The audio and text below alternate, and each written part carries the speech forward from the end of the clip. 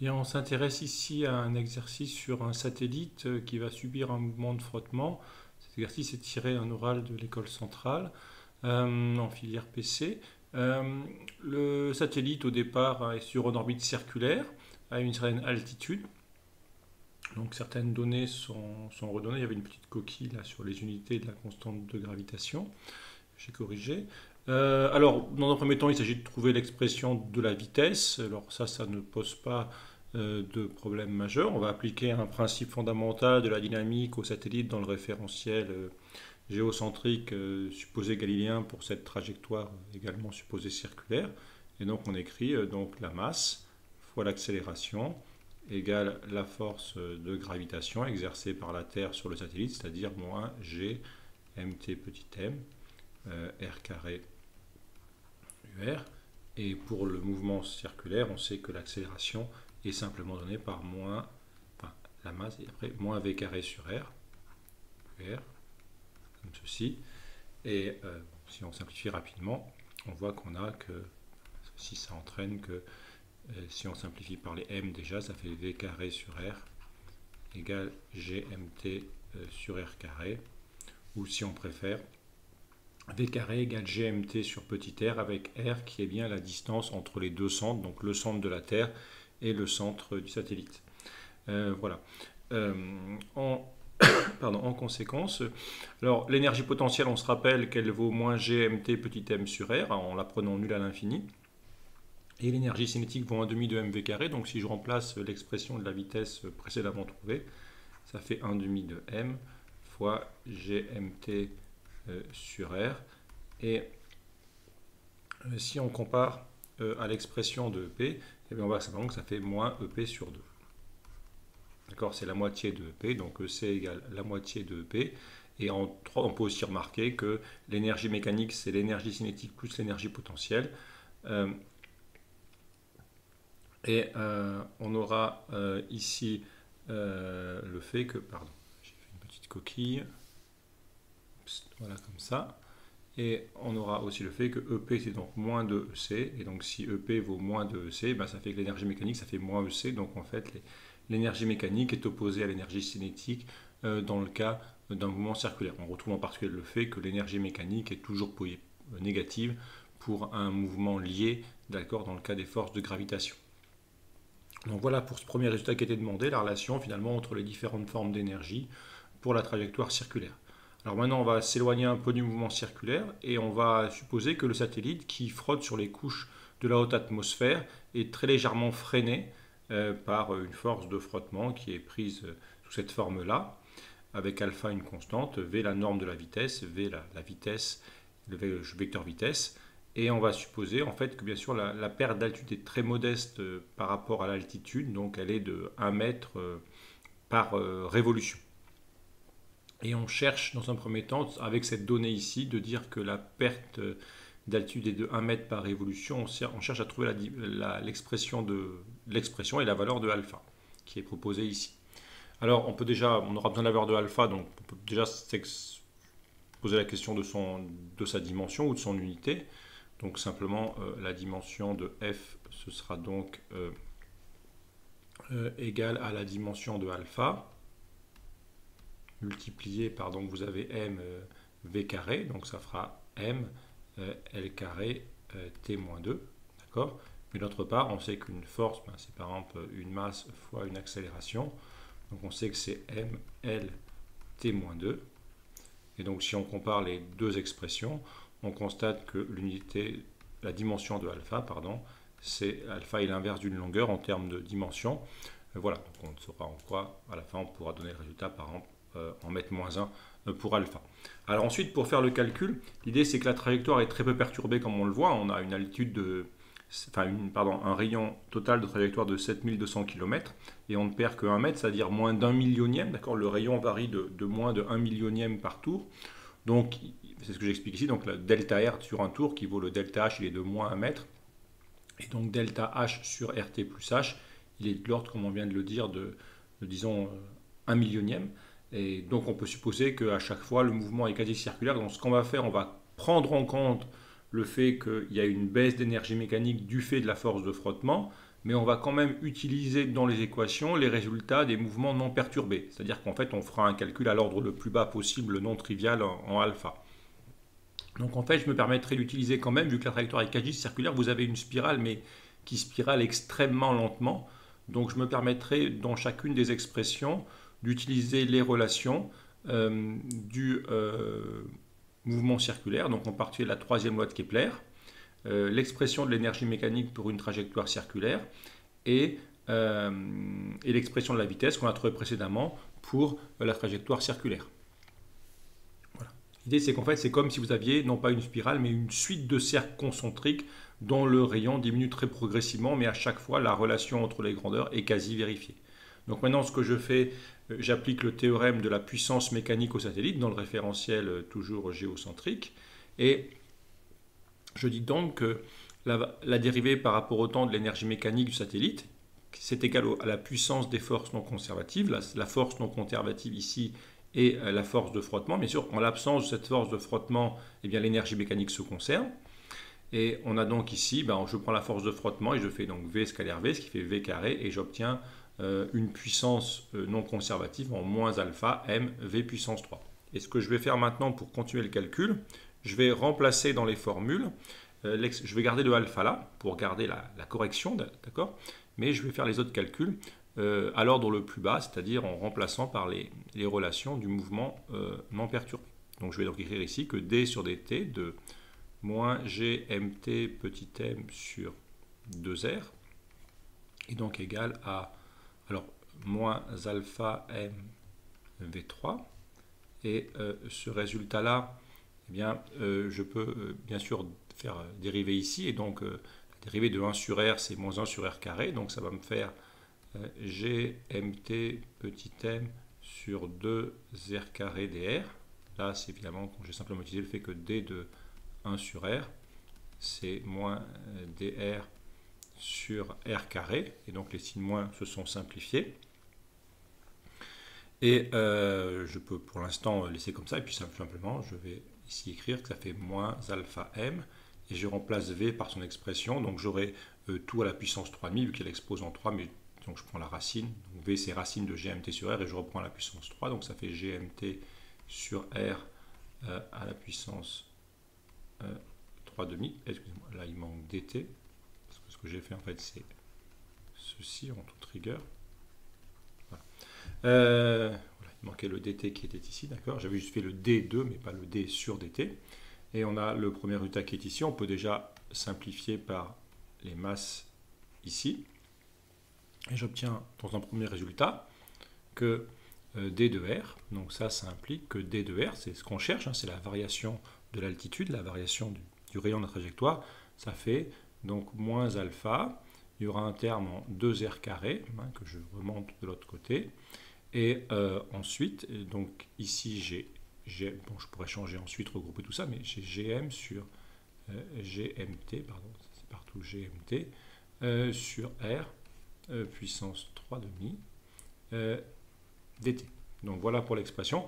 Et l'idée, en fait, c'est que, évidemment, je vais m'intéresser, encore une fois, on cherche l'écart d'altitude sur une seule révolution. Donc vu que le rayon va varier que de 1 mètre par rapport à 7200 km, je peux tout à fait supposer que ceci, c'est constant sur une révolution.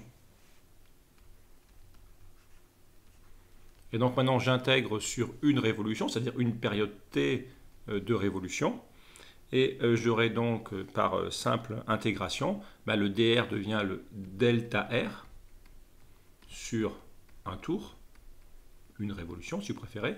Je garde le coefficient le même, moins alpha 2r carré gmt sur le terme qui est ici. On pourra regrouper après les termes. Et la durée ici, c'est bien une révolution, donc c'est la période t du satellite qui correspond à la troisième loi de Kepler. Voilà. Et alors la dernière étape, ce que je peux faire pour terminer, c'est remplacer donc par la troisième loi de Kepler, donc maintenant delta R sur un tour. Pour l'instant, je recopie tout le reste, moins alpha 2R carré sur GMT fois GMT sur R 3,5. D'accord, si je prends t, bien j'ai t ici, d'accord, donc t c'est en fait la racine de 4pi carré R3 sur GMT. Donc si on écrit la racine, donc 4pi carré fait 2pi. La racine de R3 fait R puissance 3 demi. Et la racine de GMT fait GMT 1 demi. Donc là, ce que j'ai appliqué, d'accord, ici c'est troisième loi de Kepler. Pour ce mouvement quasi circulaire à nouveau. Et maintenant, alors il y a un certain nombre de simplifications qui vont se produire. Vous voyez que GMT, il y a bien les puissances 3,5 qui sont partout présentes, le R ici qui va simplifier ici, et en fait, il vous reste 2 et 2 qui font 4, le pi, le alpha et le R carré. Donc au final, on a le delta R sur un tour qui fait moins alpha 4pi R carré. R carré étant le R de départ, d'accord, parce qu'on s'intéresse à la variation sur un tour. Et donc finalement, ou recopier ici, on voit que alpha, c'est moins delta R sur 4pi R carré. Attention, le coefficient alpha, hein, n'oubliez pas que delta R, ce delta R là, je peux le remettre, d'accord, c'est égal à moins 1 mètre, hein, donc c'est bien négatif. D'où le alpha est positif. Et ensuite, pour trouver la valeur de alpha, eh bien, je remplace delta R par 1 mètre, donc ça fait moins 1 fois moins 1, ce qui fait 1. Et je mets le rayon ici, mais je pense bien mettre le rayon en mètres, donc 6400 plus 800, 7200 fois 10 puissance 3, le tout au carré. Et on obtient une valeur en mètres moins 1 qui est de l'ordre de 10-15. Voilà, donc cette méthode, pour ce mouvement très faiblement perturbé, comme on le voit bien sur une période, hein, une variation de 1 mètre par rapport à 7200 km, j'applique le théorème de la puissance mécanique, mais j'utilise les équations du mouvement non perturbé, qui vont lentement dériver ensemble, mais elles vont modifier, R et V vont changer, mais ils vont changer ensemble en restant quasiment celles d'un mouvement circulaire. Voilà. Alors maintenant, dans une question suivante, on vous demande quelle sera la... Bon là, sur un tour, il y a vraiment de conséquences, mais on peut se dire le satellite va rester relativement longtemps dans le ciel, et puis progressivement, il perd de l'altitude, donc quelle sera la perte au bout de 10 ans? Alors la première méthode, qui me semble sans doute suffisante, on verra après le calcul complet, c'est simplement de regarder en 10 ans combien vous avez de périodes de révolution. C'est l'idée, la première idée qu'on peut avoir. Donc simplement, on commence par calculer la période T0 de révolution pour l'altitude de départ, c'est-à-dire pour R0 égale RT plus H. On applique la troisième loi de Kepler et on trouve à peu près un peu moins de 2 heures pour la période de révolution du satellite qui va à quelques milliers de kilomètres par seconde. Et on compare à 10 ans. Donc on fait en fait bien 10 fois 24 fois 365 fois 3600 et on divise par 6,05 fois 10 puissance 3 et on trouve à peu près 52 fois 10 puissance 3. Donc vous aurez en fait 53 000 révolutions du satellite en 10 ans. Et donc, alors, voilà maintenant l'hypothèse qu'on fait. Donc, voilà, c'est pour ça que la méthode est approchée. C'est qu'on se dit, en fait, si delta H sur 10 ans est petit devant R0, alors en fait, l'altitude, donc ça veut dire que l'altitude change très peu. Altitude change très peu. Et donc, en fait, de dire que la période aussi change très peu. Et donc, vous pouvez supposer que le calcul qu'on a fait précédemment, parce que l'approximation qu'on fait ici, c'est de supposer que t est quasiment fixé, parce qu'en toute rigueur, vous pourriez dire, certes, la période de départ, c'est cette valeur-là, et donc il y en a bien 52 000 dans 10 ans, mais simplement, vu que le satellite va changer de rayon, sa période va diminuer, d'accord, et donc il y aura plus de périodes. En fait, on va sous-estimer le nombre de périodes. Mais si, encore une fois, si R0 varie très peu, T0 va lui-même très peu varier, et on peut supposer que T0 quasi constant. Et donc dans ce cas-là, pour obtenir le résultat, il suffit simplement de faire une proportionnalité, d'accord, et dire que delta H sur 10 ans, c'est delta H sur un tour, fois le nombre de révolutions en 10 ans. Et donc simplement, ça vous fait 1 mètre de perdu et 52 000 tours, donc ça vous fait moins 52 000, moins 52 fois 10 puissance 3 mètres, ce qui fait moins 52 km. Et on voit que en fait 52, ça reste quand même relativement petit devant 7200. Donc ça semble acceptable. Vous voyez, vous avez un écart de 1 centième, vous avez à peu près à 1% près, disons, vous avez un résultat qui tient la route. Voilà, mais voilà l'approximation. Alors, on peut se dire qu'on ne maîtrise pas forcément très bien le niveau d'approximation, mais cette méthode paraît acceptable, d'accord. On constate que la perte d'altitude est petite devant l'altitude, enfin devant le rayon de la trajectoire, donc la période sera peu affectée, donc on peut en première approximation, donner la valeur de la période moyenne. Alors, si on n'est pas convaincu par cette méthode, mais qui est tout à fait acceptable dans un premier temps, on peut faire le calcul plus complet, donc c'est ce que je vais développer maintenant. Je ne suis pas sûr qu'il était forcément indispensable. Mais par contre, si vous faites cette méthode-là, il faut quand même bien expliquer que vous faites une approximation. Il faut quand même bien expliquer ce point-là, d'accord. Si vous faites si vous faites cette méthode-là, il faut quand même bien expliquer l'approximation que vous faites.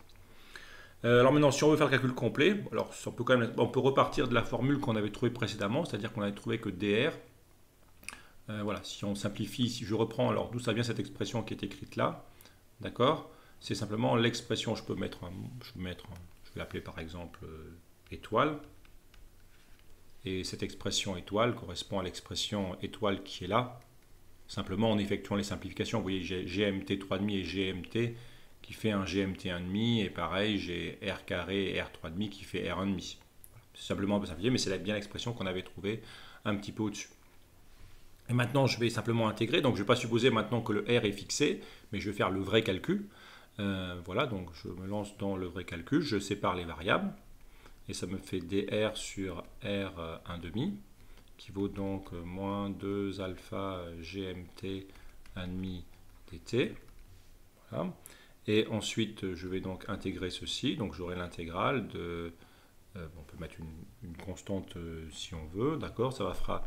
ou directement, intégrale donc de R0 à R de t quelconque, de 1 sur R1,5 dt, qui sera égal à moins 2 alpha GMT 1,5, intégrale des dt d'un t0 à un t quelconque. Donc pour l'instant, je calcule pour une durée quelconque, pas forcément pour 10 ans. Donc vous aurez... un coefficient près, vous allez avoir ici la primitive, donc vous devez avoir 2 R1,5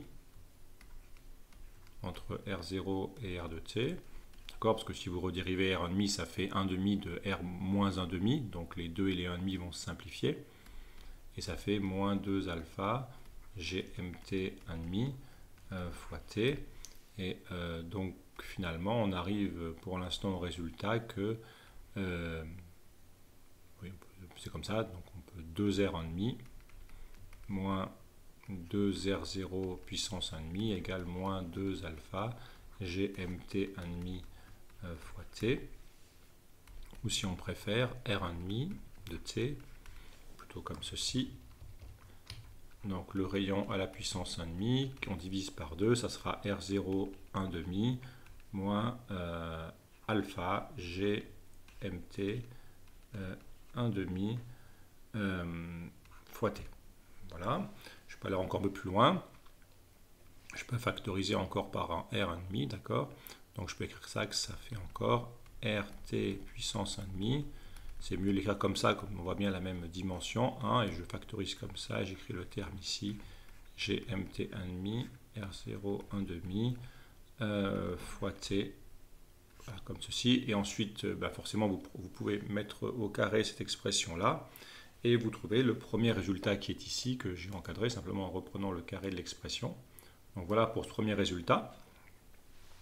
Alors simplement, on peut essayer de décrire ça un petit peu mieux, parce qu'on peut se rappeler qu'on avait trouvé que pour alpha, ça valait moins delta R sur un tour fois 4 pi R0 carré, donc je vais remplacer la valeur de alpha indiquée ici, et donc ça fait R0, pardon, ça fait donc R0, facteur de 1, plus, parce que moins et moins, mais attention, le delta R vaut bien 1 mètre, hein, ça sera bien négatif, donc ça fait delta R sur un tour, fois GMT 1,5, et au dénominateur, j'ai donc les 4 pi, et le R0 carré et le R0 1,5 font R0 5,5, et le tout au carré. Alors là, ça ne paraît pas forcément une énorme amélioration, mais maintenant, on peut se rappeler que là, le troisième loi de Kepler nous dit que T0, la période pour R0, c'est ce résultat-là, d'accord? Et donc, vous voyez que maintenant, GMT 1,5, R0 3,5, on peut simplifier une partie. Donc, je peux remplacer GMT 1,5 par, en fait, 2 pi R0 3,5 sur T0. Et il manque le T, excusez-moi, là, j'ai pas recopié le T. Donc, T ici, voilà. Et donc, en éliminant GMT 1,5 dans l'expression qui est ici, j'obtiens finalement le résultat qui est ici. Voilà, donc en reprenant l'expression de alpha et la troisième loi de Kepler, j'arrive à une expression là qui est plus lisible, parce que je constate que R de t, c'est une longueur, R0, facteur d'un terme sans dimension, on le vérifie bien, ça fait 1, plus la delta R qui vaut moins 1 mètre sur R0, donc rapport de longueur, t sur T0, et le tout au carré. Voilà, donc l'expression, vous voyez, écrite comme ça, est quand même relativement simple. Donc ça, c'est l'expression générale, donc on peut comparer. Donc bien sûr, cette expression ici est différente de l'expression, entre guillemets, bien sûr, de linéarité qu'on avait au-dessus, mais on peut essayer de voir, en fait, l'intérêt de cette méthode-là. Donc ça, c'est le calcul exact, ça vous donne R au cours du temps de façon exacte, et donc on pourra l'appliquer pour t égale 10 ans. L'intérêt, c'est que, vous voyez, finalement, le calcul approché, eh bien, c'est cette quantité-là qu'il faut... Voilà. Donc la question, c'est est-ce que cette quantité-là est petite devant 1? Donc là, vous avez vraiment le paramètre. Vous voyez, vous pourrez faire le calcul approché tant qu'en valeur absolue, delta R un tour fois la durée sur R0 T0 sera petit devant 1. Là, vous avez vraiment le critère, d'accord? Donc l'approximation présente est valable en fonction de ce critère-là. Donc recalculons-le ce critère-là. Donc je vais calculer cette valeur-là pour 10 ans. Et donc delta R 1 tour fois delta T 10 ans sur 2R0 T0. Donc delta R un tour moins 1 mètre. 10 ans, bon, toujours la même valeur. Et les valeurs en bas, je n'y reviens pas. Et on trouve à peu près une valeur de 3 fois 10 moins 3. Donc effectivement, pour delta T égale 10 ans, ce coefficient-là, ce coefficient qui est ici, d'accord, est bien très très petit devant 1. Donc en fait, l'approximation qu'on a faite précédemment était bien valable, mais là on a vraiment le calcul complet et on maîtrise mieux l'approximation qu'on fait. C'est ce critère-là qui doit s'appliquer, alors qu'avant on faisait un calcul un petit peu grossier. Et donc si j'applique le critère-là, je vois que je peux maintenant faire un développement limité, et ça fait donc R0, facteur de 1 plus, et donc je développe j'ai donc du 1 plus epsilon au carré, qui au premier ordre vaut 1 plus 2 epsilon. Et donc ça fait, en fait, les deux vont simplifier. Il vous reste delta R 1 tour T sur R0 T0. Ou si on préfère, R0. On peut développer maintenant R0 plus delta R 1 tour fois petit t sur T0. Dit autrement, vous voyez, ceci c'est bien le delta R 10 ans, parce que c'est R au bout de 10 ans moins le R initial. Donc ça c'est bien le delta R pour 10 ans. Et on retrouve bien la proportionnalité qu'on avait été tout à l'heure. Finalement, ce qu'on a fait, c'est une proportionnalité tout à l'heure, vous voyez. Et ce résultat-là, il est écrit un petit peu différemment, mais ce delta R 10 ans, c'est bien le delta R pour un tour fois delta T 10 ans sur T0. Donc en fait, c'est ce que j'ai écrit là. Delta H 10 ans, c'est delta H 1 tour fois le nombre de révolutions, c'était bien T 10 ans sur T0. Donc c'est écrit un tout petit peu différemment, mais c'est le même résultat. Donc c'est assez satisfaisant. Vous voyez, là on a fait le calcul général, et en faisant le calcul général, on montre qu'effectivement, si ce coefficient-là est petit, on peut faire le développement limité et on retrouve le calcul. Donc en fait, ça conforte en fait l'idée que le calcul qu'on avait fait était tout à fait acceptable, que la correction ici n'était pas importante. Voilà, mais bon, c'est un peu plus satisfaisant. En fait, on vous demande l'évolution, enfin l'évolution de la vitesse du satellite. Alors, vu que la trajectoire est quasi circulaire, vous pouvez toujours appliquer cette formule-là, V carré égale GMT sur R. Or, on sait que R décroît, d'accord, n'oublions pas que lui est inférieur à 0. Donc le rayon décroît, donc forcément la vitesse augmente. Et alors on arrive sur un résultat qui peut paraître surprenant. La vitesse augmente malgré les frottements. Alors il ne faut pas en être surpris car en fait les frottements ne sont pas reliés directement à la variation de l'énergie cinétique. C'est souvent le cas, mais ce n'est pas le théorème général. Que dit le théorème général? Il ne faut pas être surpris de ceci en fait. Alors on va expliquer pourquoi. Le théorème dit que ici d de em sur dt égale la puissance des forces non conservatives et donc ici la puissance des frottements Donc c'est la puissance des frottements, elle sera négative parce que les frottements vont s'opposer au déplacement d'après la forme de la force de frottement et l'énergie mécanique va diminuer. Là, il n'y a pas de doute là-dessus, d'accord. On le voit d'ailleurs parce que n'oublions pas que EM, c'est moins G grand M petit m sur 2R. Donc forcément, si R décroît, 1 sur R augmente et moins 1 sur R diminue. Donc ça, c'est tout à fait cohérent. Donc c'est bien l'énergie mécanique qui décroît. Mais on a vu au départ que EC, c'était égal à moins EM pour une trajectoire circulaire. Donc l'énergie cinétique va augmenter. Alors comment ceci est-il possible? En fait, on peut, ça c'est ce que dit le résultat, mais car simplement, on a EM égale EP plus EC.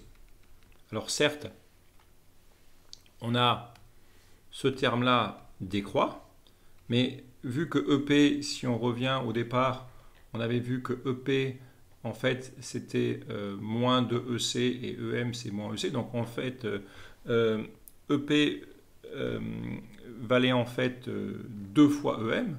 Donc en fait, EP décroît plus vite que EM. Donc en fait, ici, vous avez, on peut l'écrire, hein, ici on a moins GMT petit m sur R.